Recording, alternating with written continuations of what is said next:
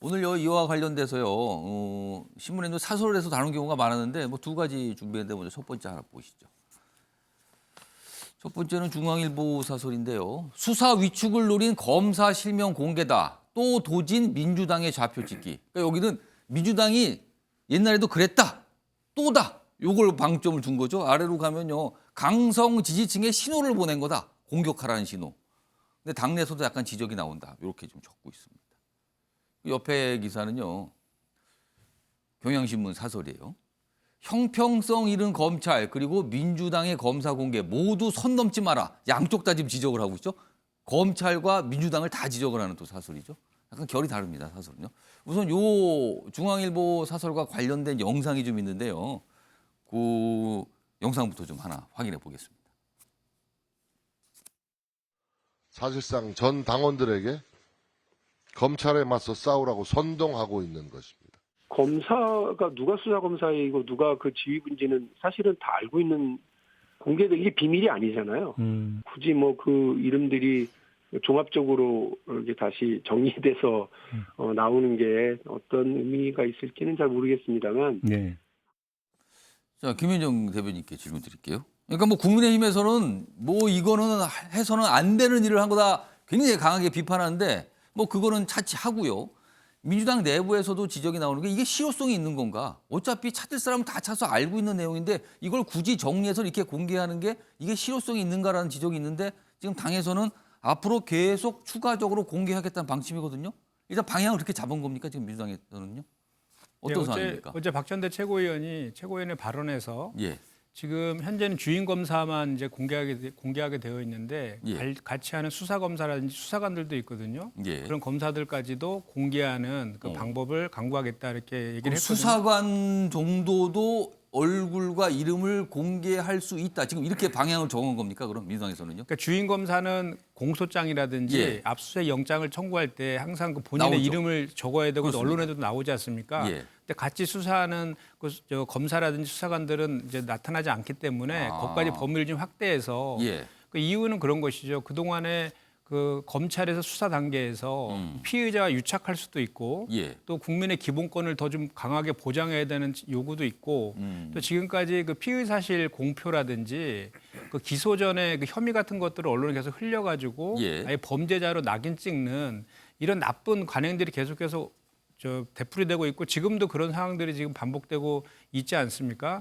우리 헌법에는 무죄 추정의 원칙과 예. 그 불구속 재판의 원칙이 이제 규정되어 있음에도 불구하고 예. 압수수색 영장도 남발되는 그런 경향도 있고 그래서 이렇게 수사를 할 것인지 말 것인지 그리고 기소를 할 것인지 말 것인지가 전부 다 검찰의 지금 그 재량으로 되어 있잖아요. 이런 예. 비대한 검찰 권력이 오남용되는 것들을 좀 막아야 된다라는 차원에서 검찰도 책임감을 가지고 수사를 하라 이런 차원에서 공개가 필요하다 그런 취지이고요. 예. 한동훈 장관과 관련해서는 좀 덧붙이면 한동훈 장관께서 지난번에 그 소위 검수완박법에 대해서 예. 헌법재판소에 그 권한쟁의 신청했잖아요. 그때 검사 개인들이 신청을 했습니다. 그러면서 한 얘기가 예. 검사 한 명 한 명은 헌법기관이다 이렇게 얘기했거든요. 예. 그래서 헌법기관이고 국가기관인 검사의 이름을 공개하는 것은 그건 예. 뭐 당연한 것이고요. 그리고 그 검사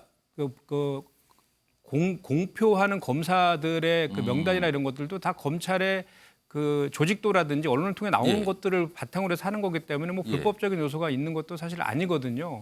그래서 저는 한동훈 장관께서 또 이렇게 정치적인 수사를 또 표현을 하셨는데 예. 그 좌표 찍기, 조리돌림, 사법 시스템 세 가지가 이제 키워드 예. 같아요. 근데 좌표 찍기는 저희가 봤을 때는 문 전 대통령하고 이재명 대표를 좌표 찍어서 그 윤석열, 한동훈 그 검사들로 하여금 수사해라. 그래서 150명의 그 검사들과 100여 명이 넘는 그 수사관들 달려들어서 지금 수사하고 있는 이게 좌표 찍기라고 저는 보는 거고요. 예. 조리돌림도 아직 뭐 어떤 혐의도 지금 뭐 대장동 건도 그렇고 성남 FC 건도 그렇고 이재명 대표와 관련된 어떤 구체적인 물증이나 혐의 같은 게 나타나고 있지 않음에도 불구하고 마치 혐의가 있는 것처럼 피의 사실을 흘리고 있는 것 이런 것들이 조리돌림이다라고 생각하는 거고요. 예. 사법 시스템 얘기를 하는데 그렇다라고 하면 이 법치주의나 사법 시스템 공정은요 모든 국민들한테 공정하게 적용이 돼야 되는 거 아닙니까? 근데 왜 김건희 여사의 주가 조작이라든지 최은순 장모에 예. 대한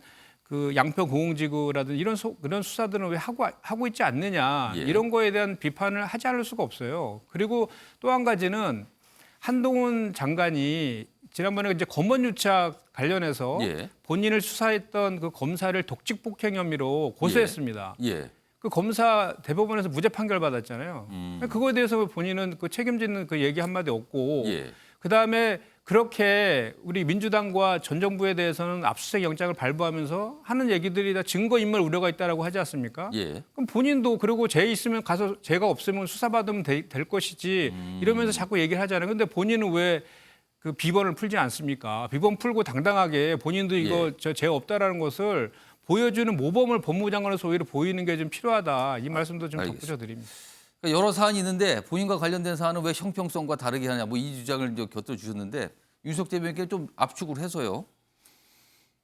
사실은 이렇게 아까 보면은 글쎄요. 지금 언론에 알려진 거 조금 더 설명하셨는데 주인 검사뿐만 아니라 밑에서 일선에서 수사하는 직접 수사를 담당하는 검사들 여기에 더해서 수사관까지도 공개할 수 있다라는 거예요. 지금 민주당의 방향은요. 자 그렇게 되면 사실은 아까 여러 가지 취지가 뭐 검사는 사실 국가기관으로 인정을 받으니까 공개하는 게 당연한 거 아니냐 이런 취지 설명했는데 그 취지에 더해서 나오는 해석이 깃들은 취지는 민주당의 강성 지지층들로 하여금 바로 여기가 수사하는 곳이다. 여기를 공격하라는 신호를 보낸 거 아니냐. 이렇게 언론에서는 또 해석을 하거든요. 이거 어떻게 보십니까? 누가 봐도 그렇게 해석을 하는 거죠. 자, 수사를 누가 하는데 예. 검사가 됐건 수사관이 됐건 명단을 공개한다고 해서 아까 김현정 대변인은 그렇게 되면은 수사가 제대로 됐는지 여부에 대해서 뭐 감시할 수 있다 이 얘기하는데 약간 뭐 책임감을 더 준다 뭐 이런 취지인 것 같은데. 명단 공개된다고 무슨 책임감이 더 더해지고 일반 국민이 그걸 어떻게 알겠습니까? 예. 그거는 내부 조직에서 판단을 해야 되는 거죠. 당연히 저 명단 공개는 예. 그분들의 신원을 공개함으로써 그분들 스스로가 뭔가 위축될 수 있는 거고 민주당에는 뭐 자원이 많잖아요. 소위 말하는 개딸들이라는 분들. 그분들께 죄송한 말씀이지만 좌표 찍어서 뭔가 압박을 가해라. 이런 신호로밖에 해석이 안 되는 거죠. 그러면 그 검사들이나 수사관들에게 개인적으로 압박을 하라 이 신호라고 보시는 겁니까? 저는 그렇게 봅니다. 자당에 같은 당의 의원에 대해서도 생각이 좀 다르면 문자 폭탄 보내가지고 극렬하게 저항하는 분들은 아니에요. 예. 수사에 그런 식으로 개입을 해서라도 예. 뭔가 본인들이 얻고자 하는 것을 얻겠다는 그런 맹목적인 처신이라고 저는 봅니다. 일단 갈등의 지점이 새로 생겼잖아요. 아까 봤던 사설 2개 다시 한번 불러보겠습니다. 첫 번째 사설 아까 영상으로 소개해드렸죠. 저 두 번째 보겠습니다. 여기 보면 2가지 내용 담았다 그랬죠. 아까 김윤정 대변인도 약간 끝에 이 부분을 언급하셨어요. 그러니까 수사의 형평성 부분을 민주당에서 계속 문제 제기를 하고 있죠. 지금 이와 관련돼서요. 뭐 어제도 얘기가 좀 있었습니다. 영상으로 준비했습니다. 보시죠. 검찰이 조사도 없이 무혐의로 가닥을 잡았으나 이런 눈치를 살피느라 발표를 못한 채 끙끙대고 있다는 말이 세간에 파다할 정도입니다. 윤석열 검찰의 살아있는 권력 봐주기가 계속된다면 우리 당은 특검을 통해 진실을 명명백백히 밝힐 수밖에 없습니다. 대통령 가족을 향한 수사 이런 거랑 좀 형평성이 안 맞는 거 아니냐 이런 지적도 계속 나오고 있긴 하거든요. 지난 정부 이래 여러 수사기관에서 철저히 수사를 해오고 있는 것으로 알고 있고요. 그리고 법에 따라 공정하게 결정될 거라고 생각합니다. 자, 문윤석 의원님 그럼 가정을 좀 해보죠. 만약에요. 윤석열 대통령 일가에 대한 수사, 그러니까 김건희 여사, 그다음에 윤석열 대통령의 장모에 대한 수사예요. 그게 만약에 굉장히 강도 있게 진행이 된다면 민주당에서는 이재명 대표에 대한 수사에 대해서 지금처럼 그렇게 반발하지 않을 겁니까? 당연히 그러죠. 그럼 형평성에 맞다고 판단하십니까? 그러니까 이런 거죠. 이재명 당대표에 대한 수사는 사실은 이제 성남 시민구단도 예. 이게 3년 동안 경찰의 수사를 통해서 사실 무혐의로 송치된 사건이거든요. 예. 죽은 사건을 다시 살려서 증언이 바뀌었다는 이유로 지금 검찰 쪽에서 재수사 지시를 한 그런 거죠. 거죠. 예. 예. 이제 그런 사건이고요. 또 이 사건 자체를 좀 들여다보면 이거는 시민의 이익을 위해서 그 소위 말하면 이제 두산건설에 예. 시민의 이익을 위해서 용적률을 바꿔주고 인허가 부지 용지를 바꿔주고 이런 거거든요. 예.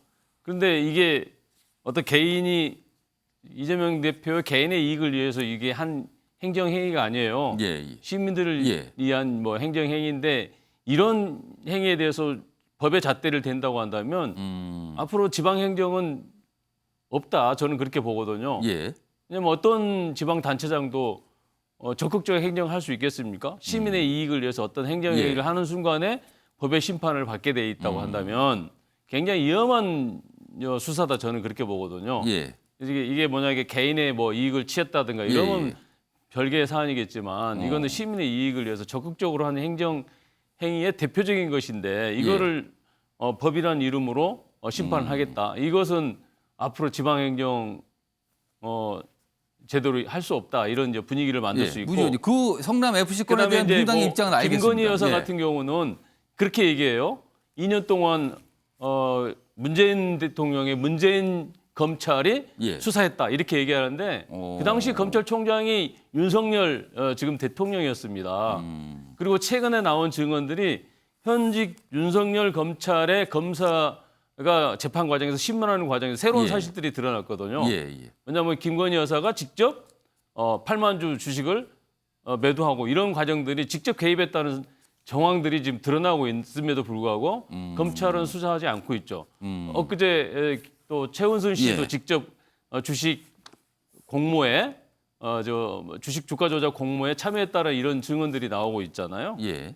녹취록에서 나오고 있어요, 실제로. 근데 지금 이거 뭐 조사 그 민주당 쪽에서 그 정황이 있다라고 계속 지금 문제 제기를 하고 있습니다. 예. 네네. 그래서 이런 것들이 정말 형평성이라든가 예. 공정이라고 한다면 동시에 수사가 돼야죠, 당연히. 알겠습니다. 그러니까 양쪽 수사가 비중 있게 같은 비중으로 진행이 된다면 이재명 대표의 수사에 대해서 지금처럼 반발 또는 불만 제기를 하지는 않을 것이다 지금 얘기하셨는데 지금 양금희 의원께서 그렇고요. 윤석 전 대표 두 분이 발언기 요청하셨거든요. 근데 제가 보니까 약간 발언에 약간 균형을 맞추면 제가 윤석 대표님께 약간 어떤 반론할 기회 드릴게요. 한 1분 드릴게요. 말씀하세요. 아니 형평성은 발언 시간에서부터 시작이 돼야죠. 이 양쪽 분은 너무 많이 말씀하셨잖아요. 예, 말씀하세요. 한 1분밖에 안 했어요. 자 말씀드리면 자 검찰 수사 형평성부터 말씀을 드리겠습니다. 김건희 여사 도이치모터 사건 관련 자꾸 말씀하시는데 예. 윤석열 대통령이 당시 검찰총장이었기 때문에 수사가 제대로 안 됐다 뭐 얘기 아니겠습니까? 예. 당시 검찰총장 있으면서 몇 번의 직무정지를 당했고 당시 추미애 장관한테 엄청난 탄압을 받아서 결국은 대통령까지 되신 분이에요. 정권하고 엄청난 대비를 그때 그 벌였죠. 수사는 예. 그때 그 수사 탈탈 털었습니다. 문재인 정권에서. 그러고 안 나온 거예요, 혐의가. 지금 와서 수사를 다시 하자, 특검을 하자 이 얘기인데 예. 없는 혐의를 어떻게 밝히냐는 얘기를 하는 거고 지금 일방의 주자를 하는 거예요. 어떤 증거가 발견이 됐으니까 다시 해야 된다. 그런데 검찰에서는 다시 조사를 해보니 그렇지 않다. 또 그렇게 지목된 사람도 증언에서 또 그게 바뀌어요. 그러니까 결국은 수사 상황에 대해서 외부에서 이렇게 왈가왈부하는 것은 옳지 않다 이렇게 말씀드리고 예. 성남 FC 관련해서 지방 행정이 위축된다고 말씀하셨습니다. 예. 시민의 이익이 된다면 뭐 법을 좀 어겨도 되지 않느냐는 의미로 저는 들려요. 다른 11개 정도 되는 시도민 구단에서 갖고 있는 지방자치단체에서는 예. 성남시와 같이 대가성 있는 행정행위와 후원이 결부된 경우가 하나도 없습니다. 후원금 모은 경우 있어요. 있는데 성남시청처럼 예. 예를 들어서 어떤 기업에 용도 변경을 해준다든지 이런 식의 특혜를 연결시켜줄 수 혜택이 있을 만한 있었다. 이렇게 보시는 행위가 거네요. 예. 전혀 없습니다. 예. 그거를 가지고 왜 시민의 이익을 극대화하는 행위에 대해서 법의 잣대로 심판하느냐 이렇게 말씀하시는 것은 언어도단이라고 저는 봅니다. 자, 요거에 대해서 지금 김인정 대변인 여쭤봤는데 시간이 좀 많지 않거든요. 제가 딱 1분 드릴게요. 네. 말씀하세요. 이 정권이 바뀌고 불공정하다는 사례를 한두 가지로 좀 말씀드릴게요.